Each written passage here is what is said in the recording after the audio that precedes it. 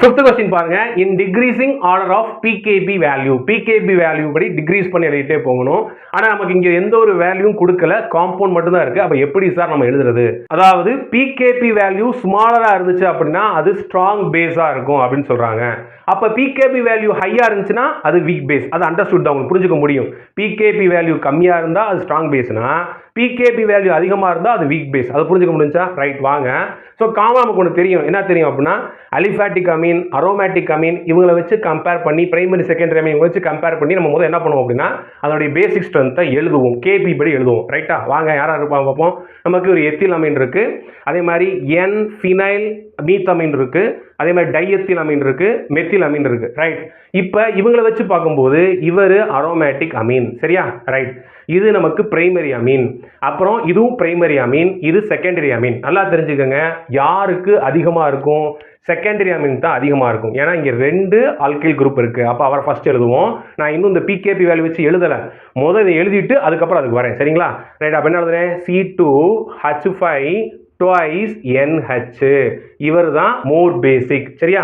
Right. இதுக்கப்புறம் யார் வருவான்னு ஒரு குழப்பம் இருக்கு. இதுவும் பிரைமரி அமீன், இதுவும் பிரைமரி அமீன். இங்க என்ன இருக்கு? நமக்கு மெத்தில் குரூப் இருக்கு, இங்க எத்தில் குரூப் இருக்கு. மெத்தில காட்டிலும் எத்தில் வந்து அதிக அளவு எலக்ட்ரானை என்ன பண்ணுவோம் அப்படின்னா டொனேட் பண்ணும். அப்ப இவர் தான் மோர் பேசிக்கா இருப்பாரு. C2H5NH2. ரைட். அடுத்து யார் சார் இருப்பா அப்படின்னா, இது ஒரு பிரைமரி அமீன், இது வந்து ஒரு அரோமேட்டிக் அமீன். அப்ப யார் ஒரு ஆட்டோமேட்டிக்கா இவர் தான் வருவாரு. CH3NH2. அடுத்து லாஸ்டா யார் வருவாங்கன்னா C6H5NHCH3 வருவாங்க. புரிஞ்சா? எப்படி போட்டிருக்கேன்னு புரிஞ்சா தங்கங்களா உங்களுக்கு? இப்போ நீங்க என்ன எழுதிருக்கீங்க? இது வந்து பேசிக் நேச்சர் வச்சு எழுதிருக்கீங்க. போக போக பேசிக் கேரக்டர் குறைஞ்சிக்கிட்டே போகுது.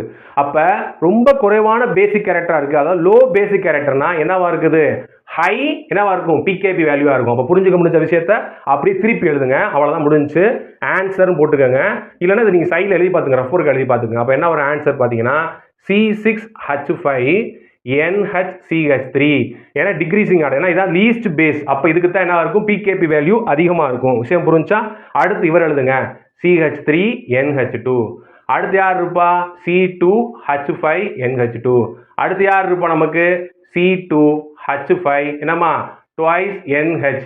இதுதான் வந்து பாத்தீங்க அப்படின்னா மோர் பேசிக். அப்ப இதுக்கு என்னவா இருக்கும்? லீஸ்ட் பிகேபி வேல்யூவா இருக்கும். ஒரு சில கைட்ல வந்து குழப்பமான ஆன்சர் கொடுத்துருக்காங்க.